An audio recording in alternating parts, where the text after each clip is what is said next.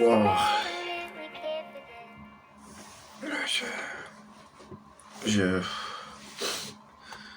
suis dans tous les états là. Je suis vraiment désolé. La vidéo d'avant c'était nickel, mais là la voix est partie. Bon, sans déconner. C'est la même chose que Speak No Evil, hein. C'est vraiment ce côté très angoissant. Et j'ai bien sûr parlé du film Motherland, hein, qui d'ailleurs,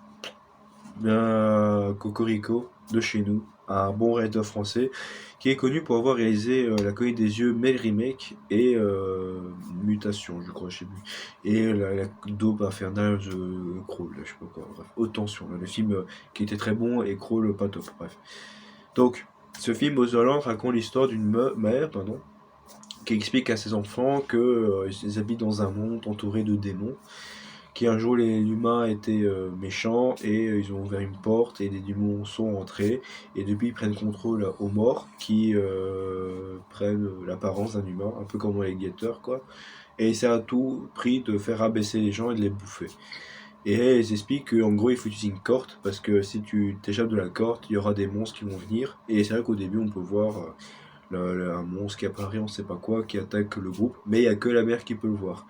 Et comme les jeunes sont un peu petits, ils savent pas trop ce qui se passe, et du coup, pour les protéger, ils sont enfermés dans un truc en bois où ils doivent prier tous les jours pour éviter de se faire avoir. Et un jour, l'un des deux gamins, ils sont jeunes, hein, mais quand t'es jeune, t'es un peu révolutionnaire, mis à douter la foi de la mère, contrairement à son frère qui est à fond enfin, avec sa mère, et essaie à tout prix de s'en échapper. Bon, ils font quelques petites bêtises, mais ça finit bien mal parce que, pour le coup, je vais pas aller plus loin, mais je veux dire, la forêt tout autour commence à perdre les pédales, on va dire. Donc ça peut se comprendre avec tout ce qu'ils bouffent aussi, parce qu'au départ, ils avaient de bonnes munitions là pour manger, et là, à la fin, limite, ils mangeaient des écorches d'arbres, en mode des chips quoi. Ah, c'est vraiment des moments. Niveau réalisation, c'est hardcore, hein. Surtout quand ils vont chasser les bêtes, c'est tellement bien réalisé parce que, je dis, à un moment, ils vont retirer la peau, c'est. Ou quand il y a des morts, parce que dans le film, il y a des morts, t'as la peau qui se retire et qu'il y a des trucs dégueulasses, je me dis, oula, le mec là, Alexandre Ara là, il va bien ralasse, hein. Bon, bah, c'est officiel, j'ai un nez bouché, donc bon, on allait voir le mec en moment, je suis désolé. Non, on n'est pas chez les ch'tis, là, ch'tis Family non plus.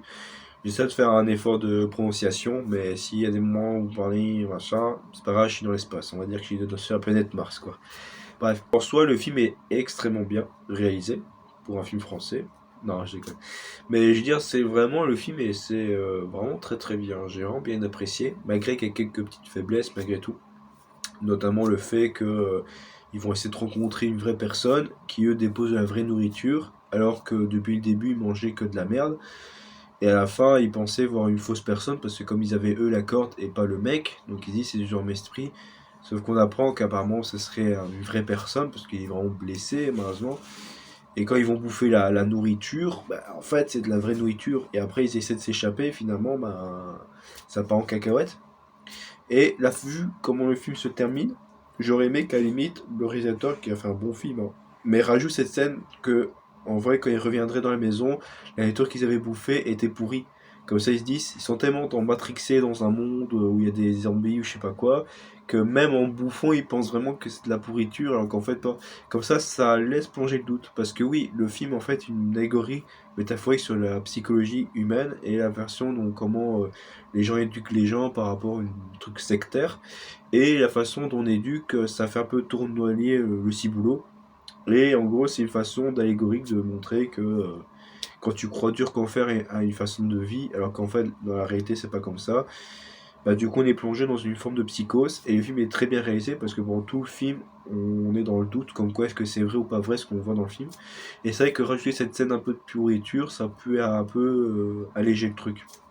Malgré le fait que un des deux gamins a un peu les mêmes visions que sa mère et malheureusement lui quand on part d'une vision à l'autre on est plus dans la mère puis le gamin et la façon dont il voit les objets t'as l'impression que finalement mais à un moment passe une vérité vraie puis c'est faux puis finalement il s'est pourchassé il s'est attrapé on sait pas et après il prend une photo etc et on se dit qu'à la fin finalement il y a peut-être ci ou ça bon je lui donnerai la vraie explication de pourquoi du comment mais il est vrai que on peut se poser beaucoup de questions, et surtout le film est très oppressant parce que bah, ils ont un chien, et à un moment, même à un moment je me pose la question, c'est bien que pendant tout ce temps ils ont pu se nourrir, mais à quel moment ils ont commencé à bouffer le chien.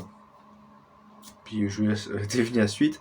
C'est assez horrible malgré tout. Il y a un peu de la maltraitance quand même pour les enfants parce que même s'ils vivent dans un monde un peu obscur, la mère traite un peu très malement les gosses. Même si t'as l'impression que tout est. Voilà, il y a des trucs zombies machin qui se démarquent, on sait pas quoi. Là maintenant j'ai un peu expliqué la fin du film pour ceux qui ont vu le film parce que là c'est très important. Pour vous expliquer, il faut savoir que chacun a sa façon d'interpréter la fin. Mais on est passé d'une vision de la mère qui elle a vu les horreurs, puis celle du gamin qui croit dur comme fer la mère qui lui va voir des horreurs, il va faire se faire attaquer. Jusqu'à même à la photo, il y a le bras d'un démon qui le touche. Mais après, on voit aussi une vision de le gamin qui lui ne croit rien à tout ça, et en fait, il n'y a rien du tout. Et en fait, la mère explique que si tu commences à douter, c'est que le démon est déjà rentré chez lui. Et en fait, dans le film, la mère a tué ses parents et son mari, qui est jamais expliqué, donc ça c'est un peu dommage. Mais ils reviennent hanter la maison. Et en fait, la mère a créé une forme de protection pour éviter que les enfants deviennent fous. Sauf qu'au fil du temps, t'as compris que la mère, et ça, bah, ça fait référence à pas Shining, quand le mec devient fou, c'est que la mère commence à avoir des illusions et commence à perdre la pédale, et on se demande même si la mère n'aurait pas inventé tout ça et que finalement il n'y a rien eu. Parce que les démons, il n'y a que la mère qui les voit, pas les enfants. Et à un moment, bah, l'enfant pense avoir vu un démon et se fait attaquer, même jusqu'à rentrer un truc. Sauf qu'en fait, il est en pleine convulsion, il a rien vu, parce que la vraie film, il faudrait plutôt voir la vision de l'autre gamin qui, lui, ne croit pas tout ça. Parce qu'au moment où il coupe la corde, en fait, il a accès au monde. Et pour tout vous dire, le film en soi n'a rien à voir au fait qu'il y a des visions par-ci par-là. Non. En fait, le film, c'est juste par rapport au cordon ombilical de la mère. En fait, en gros, le film t'explique que quand t'es tout petit, t'es beaucoup encerclé par la maman. Et le jour où tu casses la corde pour t'en aller, en fait, ta mère ne sera plus là pour te protéger. Et le film te fait en sorte qu'en gros, avec moi, t'es bien nourri, tout ça, même si à la fin, on dit qu'ils vont tous crever, genre, oui, on va tous mourir, limite, ok. Mais que si tu pars de la forêt, bah, en fait, personne ne sera là pour te protéger. Parce qu'en fait, les enfants sont en forme de construction et la mère les a trop gâtés, on va dire, trop protégés. C'est un peu mère poule, c'est un peu ça le film, c'est plutôt mère poule version dark. Et en gros, bah, le but du film, c'est de couper le cordon parce que si tu coupes jamais le cordon, voici ce qui peut t'arriver, tu vas devenir dans des trucs de folie. Et finalement, la main qu'on voit à la fin du film sur la photo, en fait, ça n'a rien à voir, c'est juste la vision du gamin qui lui est persuadé de voir des démons. Alors qu'en fait, il n'y a rien du tout, parce qu'à la fin, ils vont se faire sauver par une équipe d'ambulance parce que la maison a brûlé, parce qu'un des deux gamins est devenu fou. Mais je trouve qu'il y a quand même des faiblesses parce que, ok, ça tu vois la main, après tu vois le vrai démon dans le film à la fin, mais en fait, un des gamins, qu'est-ce qu'il a fait pour évaporer le démon? En fait, le démon est venu attaquer le gamin, mais il s'est enfermé dans la cachette où la mère va souvent les battre pour aller bénir dans la cachette comme ça. Et en fait, il fait un câlin avec le monstre décompose, je sais pas quoi. Et à un moment avant que le monstre disparaisse, t'as l'impression qu'il y a un truc d'humanité. Et il va faire un câlin avec le gamin. Le mec, il dit je t'aime, maman. Le monstre qui répond pas. Et puis il s'évapore. Et là, je me suis dit non, c'est osé quoi. Non. Et même, on commence à se douter par rapport à l'autre gamin qui a l'impression de se faire posséder. Alors qu'en fait, il a pris une photo. Il aurait pu prendre une photo de la maison. Non, il a pris une photo, un selfie. Et en plus, après, c'est un Polaroid. C'est comme dans Blink Toy. C'est ça qui est drôle. Mais je veux dire, c'est quand même assez fou parce qu'il y a quand même certaines faiblesses par rapport au fait que le gamin n'est pas vraiment possédé. Et c'est vrai que pendant tout le film, on se dit plutôt, t'as l'impression que les gens sont possédés et qu'en fait, ça dépend de la personnalité, mais en fait, pas du tout. Parce que à la fin, quand les gamins voulaient partir essayer de s'échapper, tu vois, la mère commence à avoir des visions, commence à perdre. Et quand elle est là avec leur couteau là pour tabasser les gamins, tu vois qu'elle a perdu la boule, quoi. Et à un moment, j'étais même prêt à me dire que comme elle avait tué sa famille, pour aucune raison, c'est même pas pourquoi, je me demande même si elle a pas rêvé de ses enfants, si vraiment ils ont existé, parce que dans tout le film, tu sais pas s'ils ont vraiment existé. Bon, après, finalement, oui. Mais je me demande si en fait, à mon avis, la mère a tué les parents, je sais pas pourquoi, et en fait, les parents sont venus hanter dans sa vie et est devenu commencer à créer une forme de psychologie, psychopathie, je ne sais quoi, Et elle a commencé à se rétrograder dans les enfants, et les enfants ont peur parce qu'ils découvrent le monde, et donc du coup, tu sais, dès qu'ils voient quelqu'un, ils pensent que c'est un méchant, ils vont le buter, quoi. Bah oui, parce qu'ils ont été éduqués que là-dedans. Et ce film, c'est un peu une explication de la société actuelle, dans le sens que, voilà, la façon dont tu éduques tes enfants d'une même vision, si tu ne veux pas montrer toutes les visions, le gamin pourra jamais se forger. Et heureusement qu'il y a un des deux gamins qui a commencé un peu à se révéler, mais malheureusement, c'est au moment où bah, il devait s'occuper du chien, et là, ça a tout cassé, quoi. Parce que des fois, dans le film, tu vois le gamin là, qui se rebelle, qui se trouve par un moment seul, sans corde, et il n'y a rien autour. Et sa mère qui se fait fracasser pour dire non, non, tu vas écouter quoi. Mais c'est vrai que ce film est assez bizarre parce que malheureusement, moi j'aime bien ce film, mais le fait qu'il raconte pas pourquoi il y a cette histoire de la elle qui décapite ses parents, qui empoisonne sa mère, on sait même pas pourquoi en fait. Du coup, bah, on reste juste dans cette explication là du bah voilà, voici la fin. Et c'est un peu comme le problème avec Waken à Taipei, c'était pareil, tout le film était bien, mais il y avait cette scène où le gamin donnait la pochette, lui livrait à l'hôtel pour aucune raison.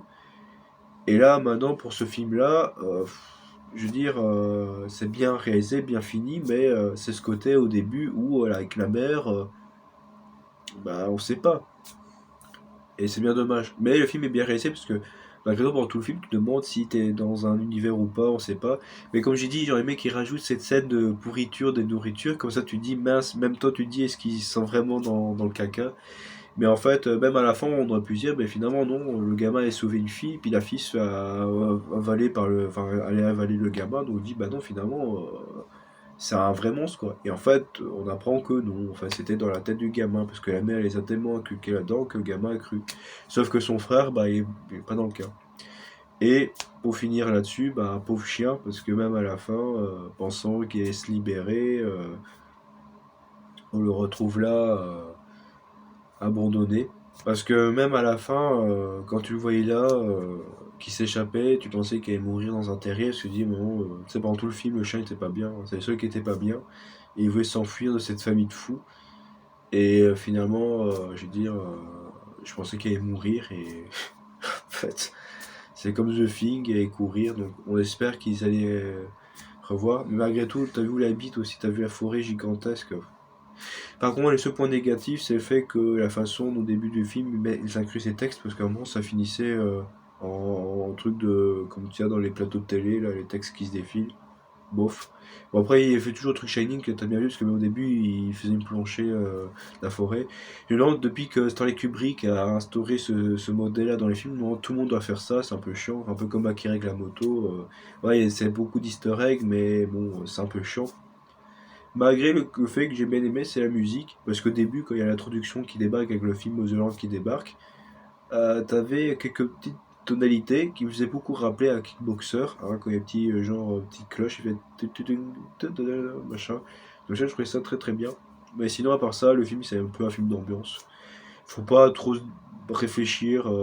Le film a de ses difficultés de compréhension parce que, comme j'ai dit, c'est une histoire de tuerie, on sait même pas pourquoi. Alors que dans Beetlejuice 2, on a bien expliqué pourquoi. Mais sans pas ça, on passe un bon moment, je vous dis ça. Donc sur ce, merci de m'avoir écouté. J'espère que vous avez passé une bonne vidéo. Je vous retrouve pour une prochaine vidéo. Ciao ciao.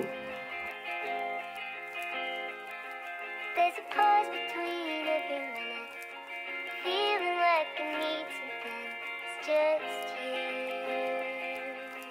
you. Wonder, wonder, wonder, wonder. I don't know